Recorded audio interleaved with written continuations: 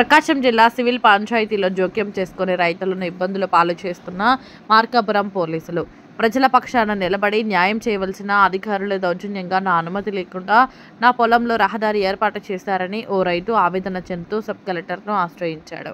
సోమవారం మీకోసంలో మార్కాపురం పట్టణంలోని స్థానిక సబ్ కలెక్టర్ కార్యాలయం నందు మండలంలోని బోడిచెర్ల గ్రామానికి చెందిన పెడమల్ల వెంకటేశ్వర్లు అనే రైతు నాకు రెవెన్యూ అధికారులు ఇచ్చిన స్టేట్మెంట్ కాపీని మాకు అందించకుండా పోలీసు అధికారులు జోక్యం చేసుకుని నా చేత బలవంతంగా సంతకాలు పెట్టించుకుని మమ్మల్ని భయభ్రాంతులకు గురి చేసి అన్యాయం చేశారంటూ సబ్ కలెక్టర్ త్రివిధి నాకు వినతి పత్రం అందించారు.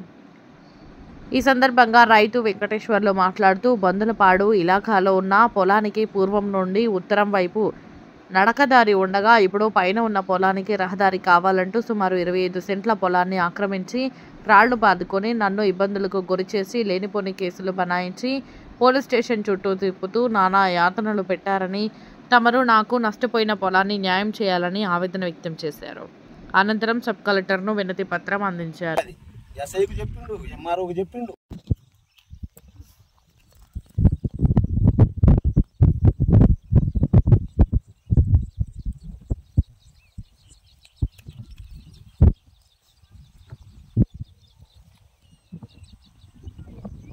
రాయి కూడా మళ్ళీ లోపలికి తీసిపెట్టింది వాళ్ళే. కింద రాయి ఉంది, ఊరికి అది ఆడబెట్టి ఇదని చూపిస్తున్నారు. సార్ నిలబడి వాడు నిలబడి ఆడపోట లోపలికి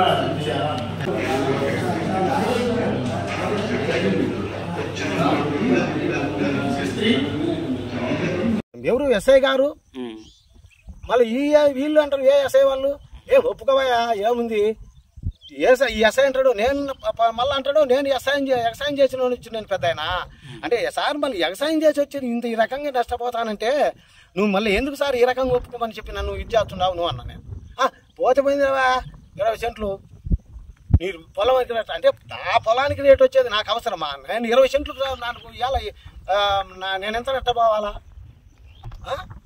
ఏ సార్ దాకా నాకు నష్టం సార్ ఈ పొలం పోయిందంటే ఇవాళ 7 లక్షలు 8 లక్షలు మొత్తం కనీసం 8 లక్షలు వేసుకో. ఎంత నష్టం నాకు? అసలు అది డబ్బులు ఎట్లా నా పిల్లల భవిష్యత్తు నాశనం అయిపోలేదా?